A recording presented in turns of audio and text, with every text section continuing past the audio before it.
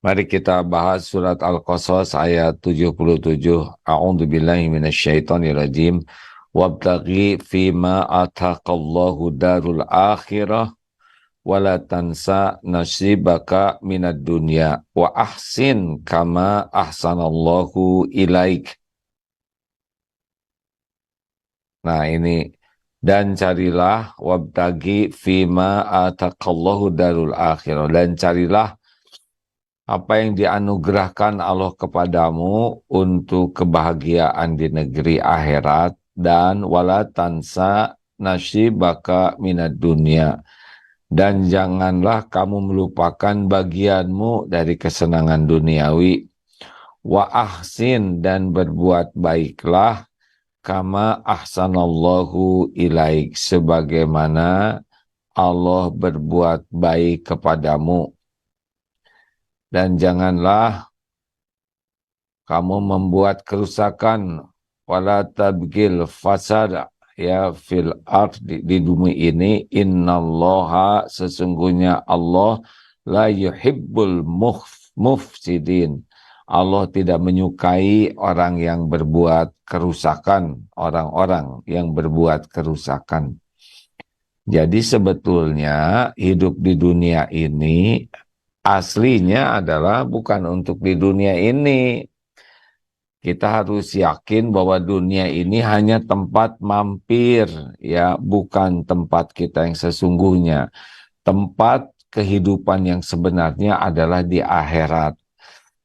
Jadi dunia ini tidak boleh merasa akan selama-lamanya.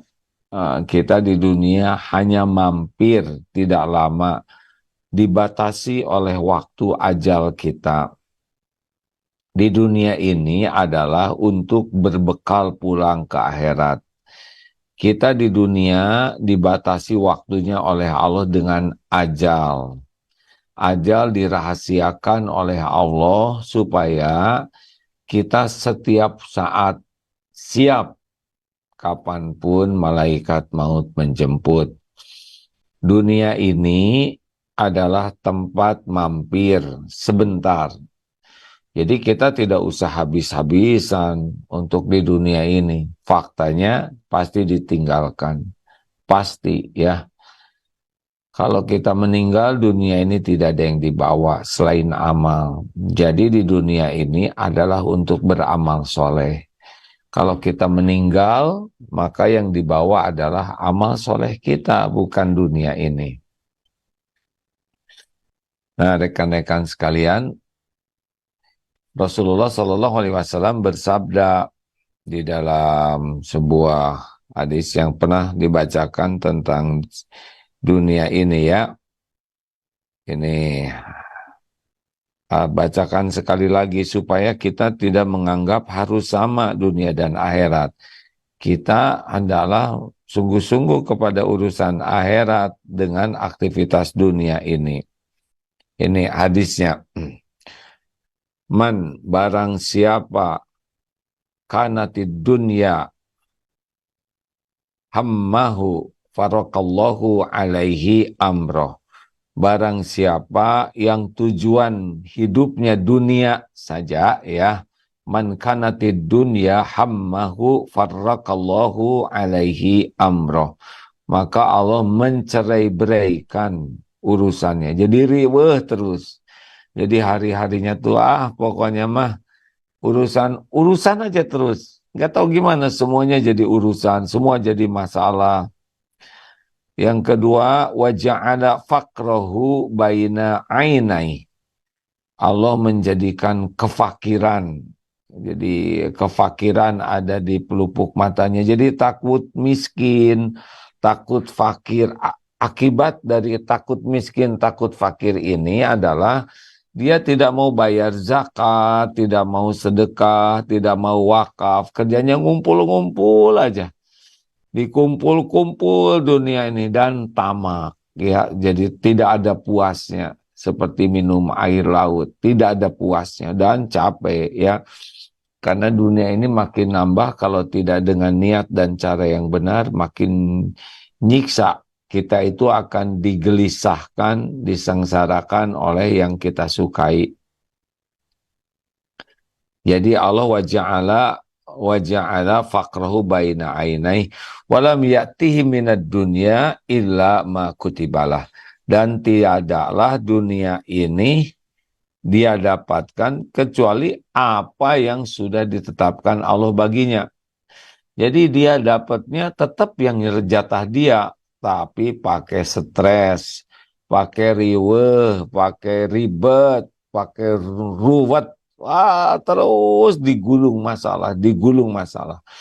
Dan nggak ada puasnya karena jadi takut miskin, jadi makin tamak, serakah. Tapi pada saat yang sama bukan nambah kebaikannya, dia seneng aja nambah tabungan, nambah aset, tapi tidak bayar zakat, tidak nambah sedekahnya, tidak nambah wakafnya. Ini ciri-ciri pecinta dunia nih, dan tidak akan bahagia ya, karena dunia ini kalau tidak diniatkan jadi amal soleh tidak bisa bikin tenang. Selanjutnya, waman kanatil akhiratu niyatahu, dan barang siapa yang tujuan hidupnya akhirat, negeri akhirat, ya, apa yang Allah berikan,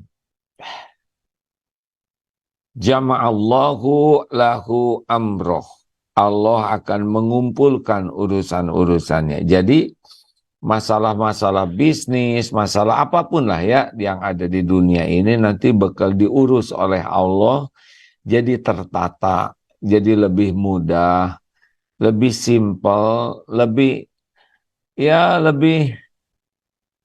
beres saja gitu, walaupun tidak terlalu kuat mikirnya, tidak terlalu mengerahkan segala daya upaya yang all out, berlebih gitu, tapi nanti ngurus dan hatinya tenang. Lalu Allah waja'ala ghinahu fi qalbih. Jadi Allah akan menjadikan kekayaan di hatinya. Jadi tidak ngoyo, tidak serakah, tidak tamak. Karena kaya hatinya, jadi dia mudah saja. Berzakat pasti sangat mudah karena itu hak orang lain. Ya, sedekah nggak banyak mikir, nggak ribet lah ya. Rasulullah tuh kalau mau mengeluarkan harta tuh nggak pakai ribet, keluarkan saja. Ngeluarin emas segitu banyaknya, ngasih grawuk kasih saja. Tidak, karena kekayaannya itu adalah puas dengan apa yang Allah berikan dan dia qanaah. Jadi orangnya tuh puas, bahagia dengan apa yang Allah berikan, dan kesenangannya itu bersedekah. Jadi dia yakin bahwa rezeki yang sebenarnya itu adalah yang dinafkahkan di jalan Allah. Adapun yang ada di tangan, di tabungan, di itu ya itu cuman catatan aja, belum jadi rezeki kita. Dan kalau kita mati, kita nggak ada sama sekali dapat kebaikan kecuali hisabnya nanti jadi berat ya. Jadi wa'atathud dunya wahya raghimah, dan dunia ini akan mendatanginya dalam keadaan hina. Artinya duniawi ini nanti akan melayani kita, merunduk-runduk ya, karena Allah tahu keperluan kita dan dunia ini memang milik Allah sepenuhnya. Nanti ya Allah mudahkan, dunia ini akan melayani kita. Ya, memang begitu. Kita kerja, kita ikhtiar, tetapi dunianya itu tidak memperbudak kita. Cuman dunia yang akan melayani kita untuk keperluan kita mengabdi kepada Allah. Nah, ini kurang lebih seperti itu. Ini hadis sahih hadirin. Jadi silakan saja dibanding-banding, mau cinta dunia, mau cinta akhirat. Kalau cinta akhirat yang barusan disebut hadis sahih riwayat Ahmad, Ibnu Majah, Ibnu Hibban, dan ini Baihaqi. Ini sahih ya, hadis yang terkenal sekali. Maka sekarang harus jelas dulu nih surat Al-Qasas ayat 77 dan hadis yang barusan disampaikan. Seyogianya kita harus jelas nih di dunia ini mau apa. Lalu apa yang harus dilakukan di dunia? Tadi Allah sudah berfirman, wa ahsin kama ahsanallahu ilaik. Dan berbuat baiklah, berbuat ihsanlah, sebagaimana Allah berbuat baik kepadamu. Allah berbuat baik kepada kita, nggak ada hitung-hitungannya. Oh, kita diciptakan, dibentuk dengan sebaik-baik bentuk. Kemudian Allah mencukupi keperluan kita. Kan nikmat pertama, nikmat penciptaan. Ada kita ini. Yang kedua adalah nikmat pengurusan. Udah diciptakan, diurus oleh Allah. Tubuh ini diurus. Kasih makan, kasih minum, nafas, jantung didetakkan. Semua keperluan kita yang kita bahkan tidak tahu dicukupi oleh Allah setiap saat ya, bukan tiap hari, bukan tiap jam. Kemudian Allah memberi hidayah, kita jadi Islam. Kemudian Allah memberi taufik, kita senang belajar untuk paham agama. Ini taufik Allah loh, kita gini-ginian ya. Lalu Allah juga memberi taufik, kita bisa mengamalkannya. Mengamalkan itu dengan pertolongan Allah, hadirin. Kalau Allah tidak menolong, kita nggak mau belajar. Kalau Allah tidak menolong, ilmu yang kita pelajari tidak jadi amal. Malah ada yang jadi sombong, jadi ujub. Jadi, Allah memberikan kepada kita nikmat yang tiada bertepi. Aib-aib kita ditutup oleh Allah. Allah tahu kelakuan kita yang sebenarnya. Allah tahu kualitas sholat kita. Allah tahu palitnya diri kita, Allah tahu zina mata kita.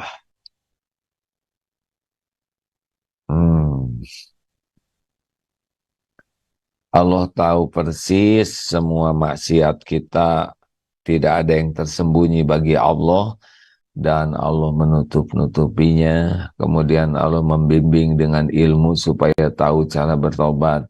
Kemudian Allah mengampuni. Maka fabi ayyi ala'i rabbikuma tukadziban, maka nikmat Tuhanmu manakah yang kau dustakan. Ini penting sekali. Jadi Allah subhanahu wa ta'ala berbuat baik kepada kita, pasti tidak bisa kita tandingi, tidak mungkin ya, karena kita berbuat baik juga dengan pertolongan Allah. Tetapi begitulah seperti matahari terus. Nah, inilah yang harus kita lakukan. Hidup ini hanya untuk berbuat baik. Surat Al-Baqarah 195, wa ahsinu innallaha yuhibbul muhsinin. Dan berbuat baiklah kalian, sesungguhnya Allah mencintai orang yang berbuat kebaikan. Ihsan ya. Ihsan sekali lagi begini. Kalau orang baik ke kita, kita baik ya draw ini. Tapi kalau orang biasa-biasa aja, nggak berbuat baik ke kita, juga tidak berbuat jelek ke kita. Nah, orang ihsan dia berbuat baik. Jadi berbuat baik kepada orang yang tidak berbuat baik ke kita. Kita berbuat baik, udah masuk tuh. Ihsan. Ada lagi, ini orang nggak baik ke kita, tapi kita membalas idfa billati hiya ahsan, menolak keburukan dengan cara yang lebih baik. Ini sudah memasuki wilayah ihsan. Nah, itu untuk orang yang berbuat kurang baik. Contohnya ketika Nabi Musa dan Nabi Harun diperintahkan bertemu dengan Fir'aun. Nah, perintah Allah kan kaulan layyinan, perkataan yang lemah lembut. Jadi padahal Fir'aun akhlaknya sangat buruk, tapi tetap harus dengan perkataan yang baik. Maaf. Lalu bagaimana kalau ada orang berbuat baik ke kita? Nah, kalau kita hanya membalas baik dengan baik, baru adil. Tapi yang ihsan itu adalah kalau orang berbuat baik, maka kita berbuat lebih baik. Nah, baru ini memasuki wilayah ini. Jadi tidak cukup kita berbuat baik kepada orang yang baik, tapi kita harus berbuat lebih baik dari apa yang orang bisa lakukan ke kita.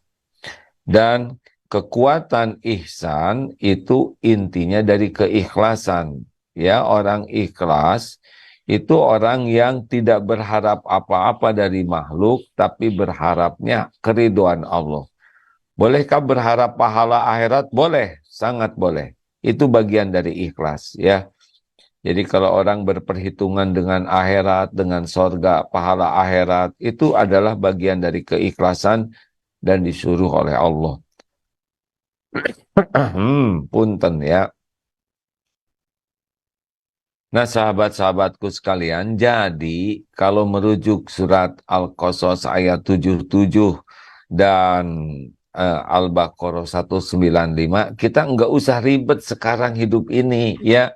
Cukup saja berniat jadi orang baik, mikirnya baik, dan baiknya itu yang pol, ya. Jadi bukan hanya baik, tapi pol, ya. Gimana? Kita bisa bicara menyuruh dengan berbagai kata. Ambilin. Nah, bisa. Maaf, ambilkan. Punten, tolong ambilkan ya. Nah, itu kita punya berjenjang kata-kata. Nah, ihsan itu adalah yang paling topnya tuh. Nah, itu yang harusnya kita lakukan. Allah memberikan kepada kita tuh yang topnya, yang terbaik. Dengan cara terbaik, sehalus mungkin. Nah, seyogianya ini target hidup kita. Karena innallaha yuhibbul muhsinin. Itu 5 kali. 5 kali terbanyak di Quran. Maaf nih hadirin. Sebentar ya. Agak keselak sedikit.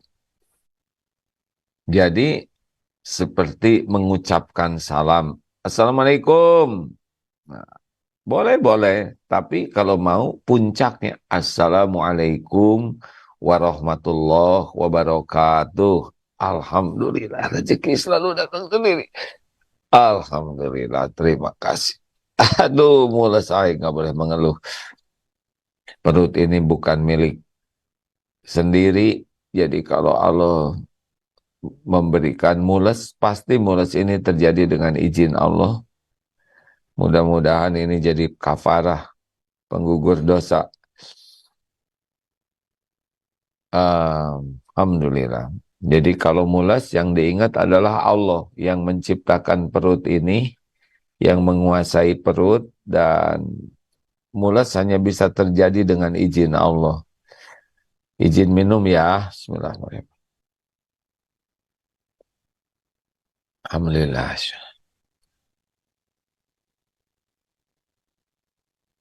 Alhamdulillah. Jadi mulai sekarang bulatkan aja hidup di dunia ini hanya untuk jadi orang baik.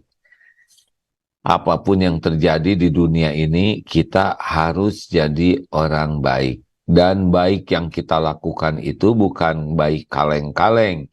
Bukan baik supaya dianggap sebagai orang baik. Bukan baik agar orang-orang jadi berbuat baik ke kita. Bukan baik supaya orang tidak berbuat jelek. Kan apalagi ada yang berbuat baik untuk menjerat orang lain supaya hutang budi. Enggak, kita berbuat baik karena perintah Allah. Wa ahsin, dan berbuat baiklah.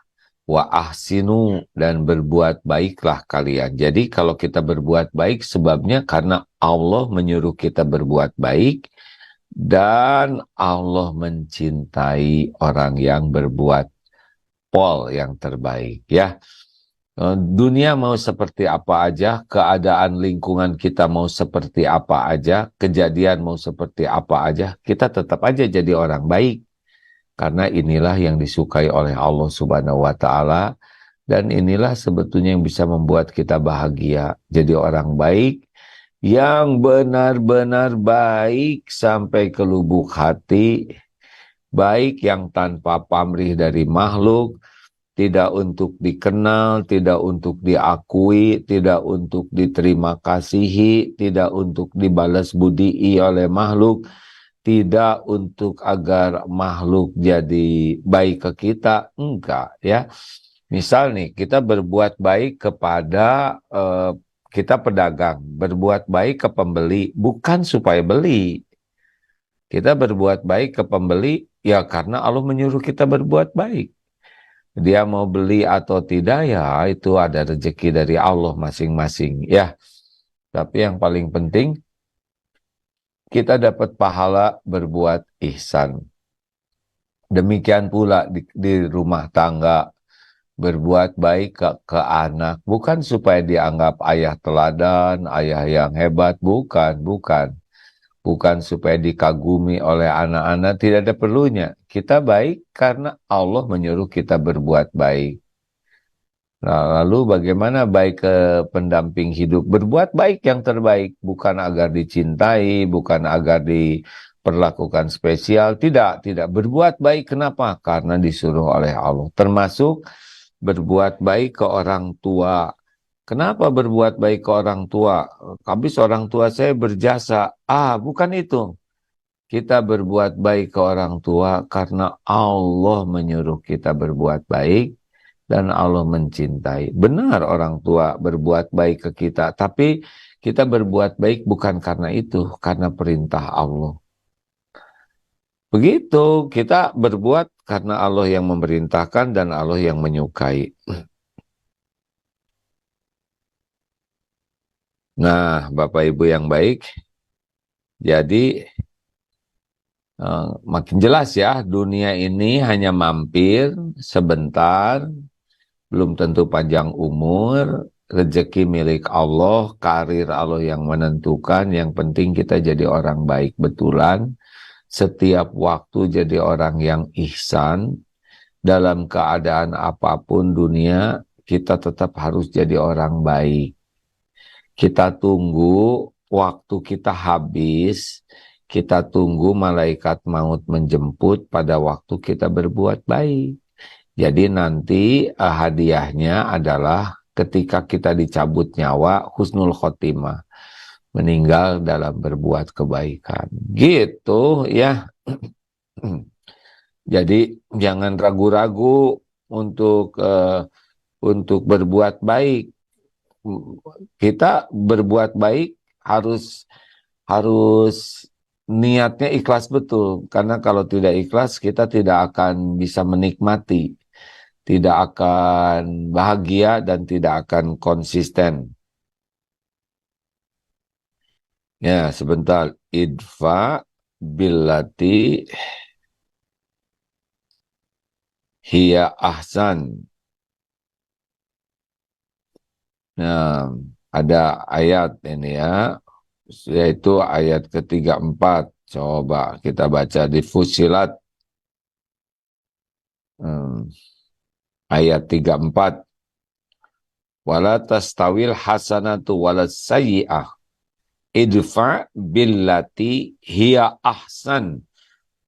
Fa'idhal ladzi bainaka wa bainahu adawatun ka'annahu waliyun hamim. Nih, dan tidaklah sama wala tastawil hasanah kebaikan wala sayyi'at dan kejahatan. Tidak sama pasti ya.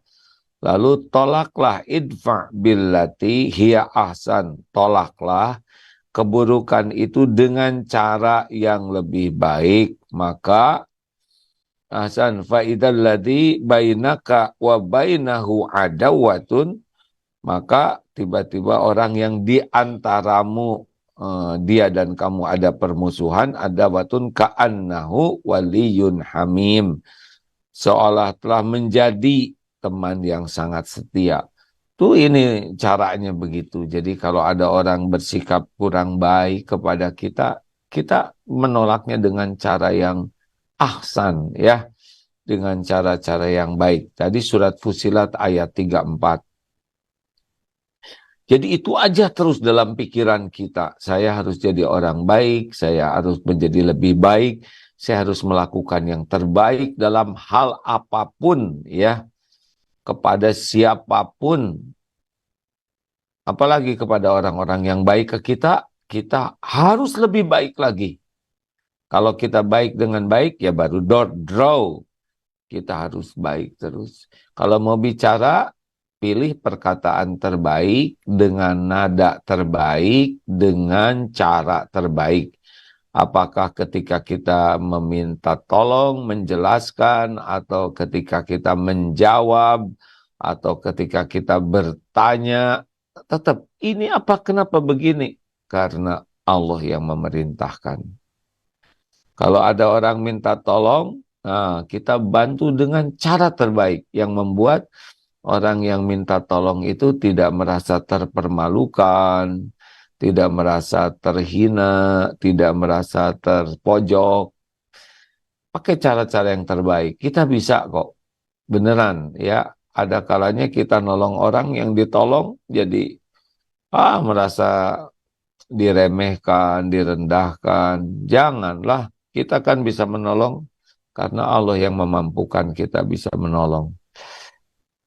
Pip, bisa tanya jawab ya Pip? Halo? Baik, Kak. Ya, saya sambil ambil madu dulu sebentar ya. Masih agak mules. Doakan nih jamaah. Ayo Pip. Ayo Pip, saya bisa dengar Pip. Baik, bagi sahabat yang berada di Zoom bisa resen, dan bagi sahabat yang berada di media sosial bisa ditulis dahulu.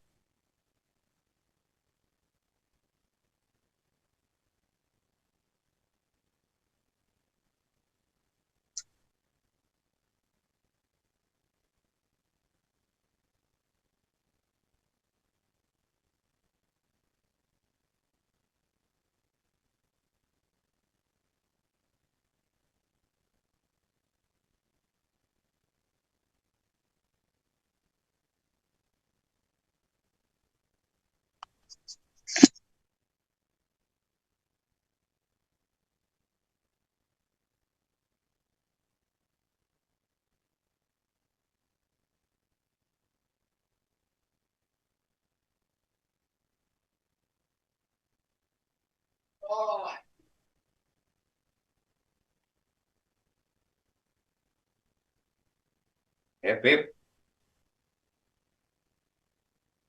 Ah, ada. Baik, Kak. Saya izin membacakan pertanyaan dari media sosial.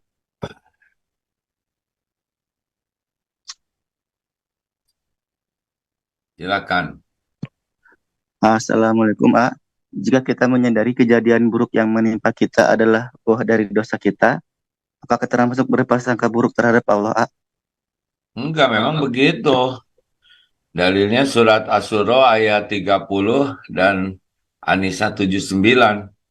Wa ma asobakum min musibatin fabima kasabat aidikum. Musibah apapun yang menimpa padamu itu karena perbuatan tanganmu sendiri. Artinya diundang oleh dosa kita. Kan setiap dosa itu disaksikan Allah. Dan setiap dosa yang kita lakukan pasti kembali kepada kita. In ahsantum li anfusikum wa in asatum falaha.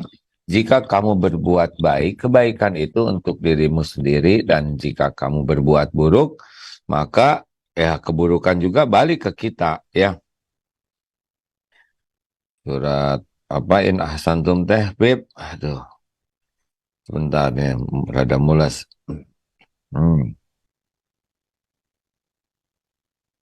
Surat Al-Isra ayat 7 ya.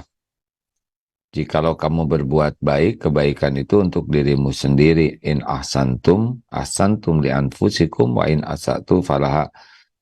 Wa in dan jika kamu berbuat jelek, wa in asatum falaha, maka perbuatan itu bagi dirimu sendiri juga. Makanya setiap kali kita berbuat maksiat, kita harus tahu nih bakal datang nih ke kita dengan berbagai bentuk nanti balasannya. Nah, obatnya adalah tobat. Jadi jangan nganggap remeh sekali kita marah, nyakitin orang, sekali kita berbuat curang, sekali kita berbuat licik, sekali kita menghina, memfitnah, nyakitin hati orang. Semuanya itu disaksikan oleh Allah dan semuanya akan kembali kepada kita. Gitu, nggak ada yang nggak kembali, makanya harus banyak tobat. Kalau tidak ya akan bertubi-tubi saja segala macam, termasuk sakit perut ini. Dari kemarin dengar orang sakit perut. Nah, sekarang Allah memberi kesempatan.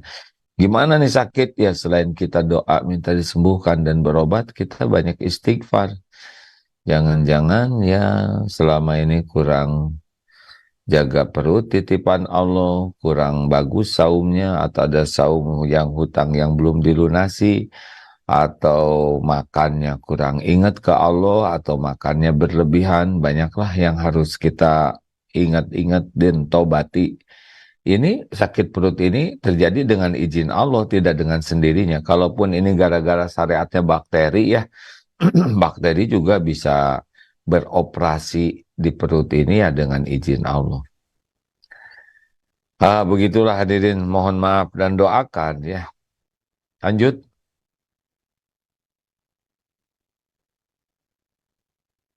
Baik, izin selanjutnya, Mas dari Instagram. Izin bertanya, bagaimana kalau orang yang sudah menyakiti lahir dan batin dan sudah kita lupakan, tiba-tiba menghubungi bagaimana saya harus bersikap? Mohon pencerahannya, terima kasih. Ulangi Pep. Kurang fokus karena baca ini sedikit barusan. Gimana? Izin bertanya, bagaimana kalau orang yang sudah menyakiti lahir batin dan sudah kita lupakan, tiba-tiba menghubungi bagaimana saya harus bersikap? Ya, misalkan orangnya pernah nyakitin kita, qadarullah itu takdir Allah ya. Tidak ada orang yang menyakiti kita kecuali dengan izin Allah. Lalu kenapa kita disakitin? Entahlah, mungkin karena kita dulu suka nyakitin orang, nyakitin kucing, apa aja pasti balik ke kita. Mereka yang nyakitin kita itu hanya jalan dari Allah untuk menggugurkan dosa kita, menambah pahala sabar. Jadi sebetulnya kita disakitin dengan kata-kata atau apapun, sebetulnya kita tidak rugi. Yang rugi itu kita nyakitin orang, ya, nyakitin makhluk-makhluk Allah lainnya. Itu pasti rugi. Kalau kita dihina, dicaci, itu kan bagian dari kafarallahu biha min khotoyah. Allah menghapuskan kesalahan-kesalahan kita. Jadi kalau menghubungi baik-baik ya, kemudian ya enggak ada masalah. Kita kan maafkan, wal'afina 'anin nas. Orang yang takwa itu enggak ada dendam, enggak ada benci ke saudaranya. Memaafkan. Ali Imran 134. Kita pokoknya pakai standar Al-Quran dan Sunnah Rasul aja lah, nggak usah ngarang hidup ini. Kalau ada yang begitu ya udah kita maafkan sebelum orang minta maaf. Nggak ada dendam, mau ngapain kita dendam? Nggak ada kerjaan, ya. Begitu, Beb. Kalau menghubungi ya nggak apa-apa. Kalau misalkan dihubungi terus kita jadi kotor hati, jadi nggak siap, ya jaga jarak juga tidak apa-apa. Tidak semua seideal ceramah ini ya. Ini kan target utama kita, jadi orang yang berhati baik. Tapi untuk seperti itu perlu mujahadah, perlu minta tolong ke Allah dan latihan terus-menerus. Beb, come on, Baik, Beb. baik, selanjutnya dari Zoom. Assalamualaikum, Punten mau tanya, saya kan ngontrakin rumah yang sewa rumah ambil kabel AC, kunci pintu dihilangkan, lalu saya potong dari uang jaminan yang ngontrak rumah saya tanpa saya tahu menyongkel rumah dan mengambil semua kabel listrik, keran air, kunci pintu dan handle pintu. Apakah salah tindakan saya tersebut? Mohon Pokoknya mah gini, Pip. Kalau mau ada nyewain rumah, buat perjanjian yang detail, ya. Ada saksi, ditandatangani. Kalau nanti ada uang jaminan itu untuk apa? Kalau ada kejadian, dikomunikasikan dengan baik. Ini begini, harganya sekian.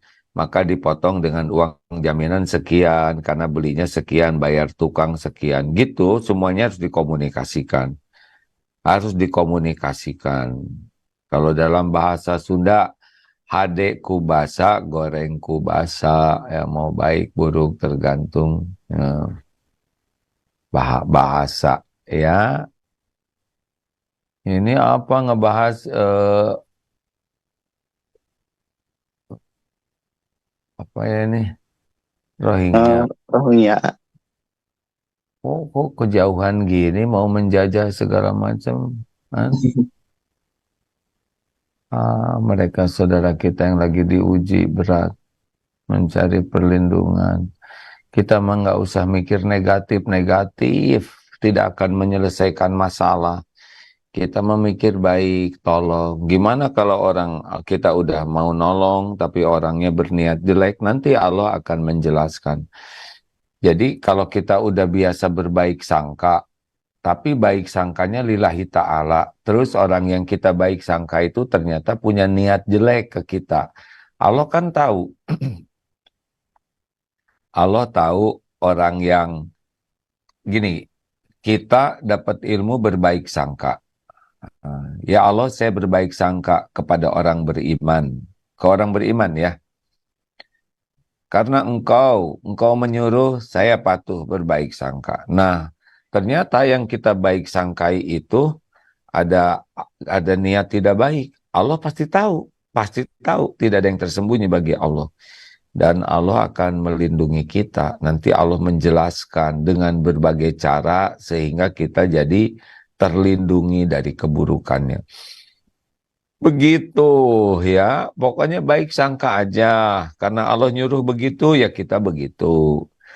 Surat Al-Hujurat ayat 12.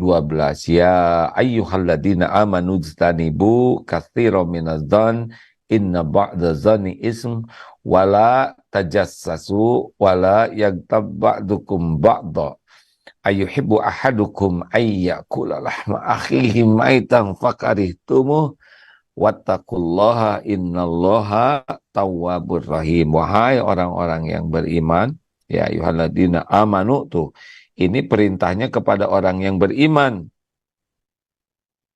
Ya, bukan kepada siapa-siapa tapi orang yang beriman. Jadi kita diperintahkan oleh Allah jauhilah kebanyakan prasangka karena sebagian dari prasangka itu adalah dosa. Wala tajassasu, dan jangan kamu mencari-cari keburukan orang lain. Mengorek-ngorek, memata-matai, ingin tahu, dilarang. Enggak usah. Nanti kalau memang ada yang jelek, nanti akan dibuka oleh Allah. Kita akan tahu, tanpa harus pengen tahu ya.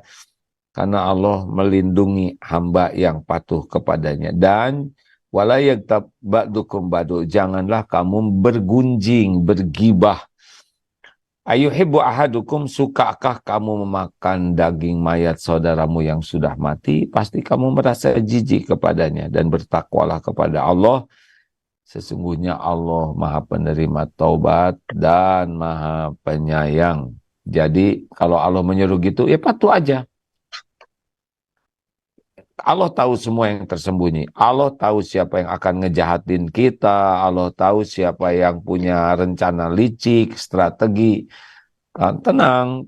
Allah yang maha baik tahu kita berusaha mematuhi perintahnya. Dan Allah yang akan menjaga kita. Nanti kita diberikan informasi dengan berbagai cara. Sehingga kita akan tahu orang yang mau ngejahatin kita. Gitu. Karena Allah maha menjaga. Ya. Ya, baik, A. Maaf ya, kalau kombinasi A rada meringis sedikit, ya sedang diberi nikmat, mules sedikit.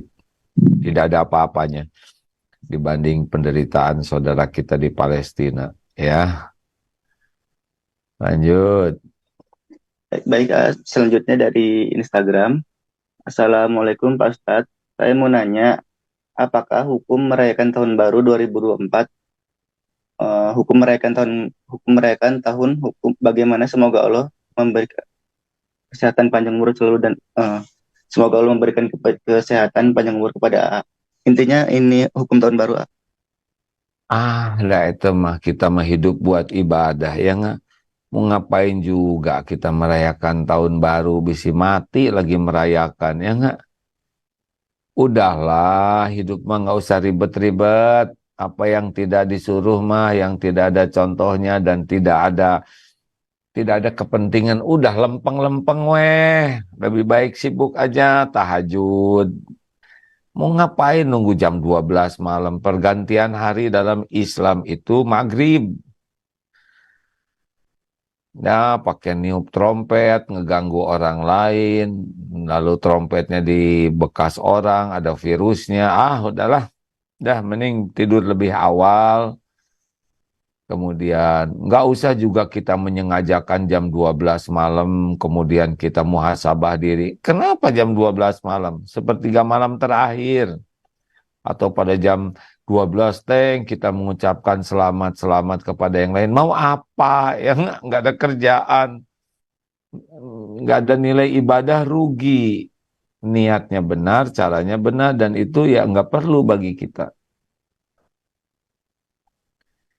Pip udah beli trompet? Nggak boleh, Pip. Ya, Enggak. apalagi trompet di kepalakan orang, orangnya kaget. Itu dilarang dalam Islam, pasti ada balasannya nih. Astagfirullah. Dulu mah sebelum paham agama ya memang seperti keren gitu. Enggak keren. Biasa aja seperti malam-malam yang lain ya. Ah, enak hidup lebih simpel deh ya. Gitu, Pip. Ya, PK. Pak, ini ada lagi pertanyaan dari Instagram. Assalamualaikum, A. Apa hikmah anak sakit bagi anaknya sendiri dan orang tuanya? Apakah bisa menggugurkan dosa, A? Jadi Iya, yang anaknya yang sakit, orang tuanya yang dosanya gugur gitu. A. iya dong. Tidak ada kejadian yang bisa terjadi tanpa izin Allah. Ma asaba min musibatin illa biiznillah. Wa may yu'min billah yahdi qalbah. Wallahu bikulli syai'in alim. Tidak ada satupun musibah yang menimpa kecuali dengan izin Allah. Apapun, mau tertusuk duri sekalipun, semua hanya bisa terjadi biiznillah. Dan barang siapa yang beriman kepada Allah, yakin bahwa ini terjadi dengan izin Allah, yakin bahwa ini sudah diukur oleh Allah, yakin bahwa musibah ini adalah untuk kebaikan dari Allah, yakin hanya Allah yang bisa menghilangkan musibah ini, yahdi qalbah. Nanti Allah memberi petunjuk di hatinya dan Allah Maha mengetahui segala-galanya. At-Taghabun, iya, ayat 11 ya, Taghabun ayat 11 gitu. Benar. Jadi ketika sakit kita harus tahu ini dengan izin Allah nih. Qadarullah wa ma syaa fa'al. Hanya Allah yang bisa menyembuhkan. Kita ke dokter, kita ke rumah sakit, kita makan obat, tapi hati tetap saja hanya Allah yang kuasa menyembuhkan, bukan obat, bukan dokter, bukan ikhtiar. Yang menyembuhkan adalah Allah. Kita ikhtiar itu adalah ibadah. Nah, capeknya nunggu anak, kalau ridho, gugur dosa. Ya, kemudian sabar, tidak berkeluh kesah, tidak pamer penderitaan, nanti rontok dosanya. Memang ada dalilnya, ada.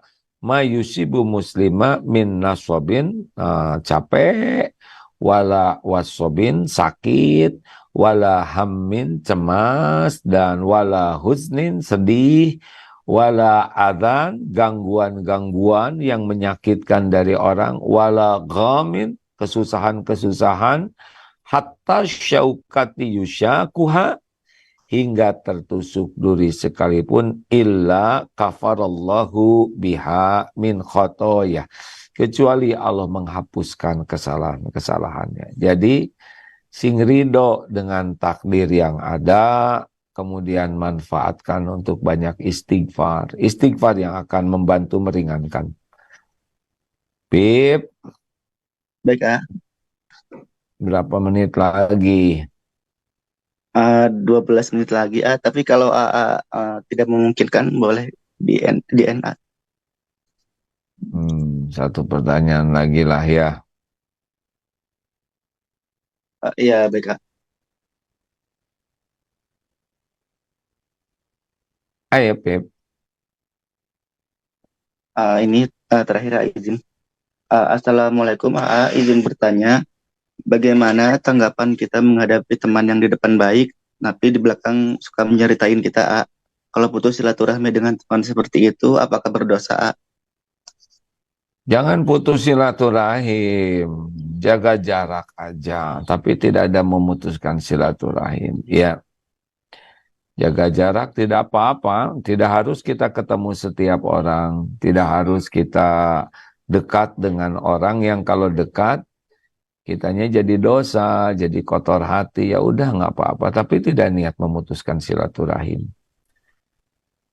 Nggak usah capek mikirin orang ngomongin kita, nggak usah capek, itu bukan wilayah kita. Yang penting wilayah kita nggak ngomongin orang, kita tidak mikir jelek, tidak berbuat jelek, itu aja. Urusan orang bersikap buruk ya, itu urusan beliau dengan Allah. Nah, apa kaitannya dengan kita? Ya kita nggak, kita maafkan, kita doakan kebaikan. Pokoknya yang baik-baik aja lah.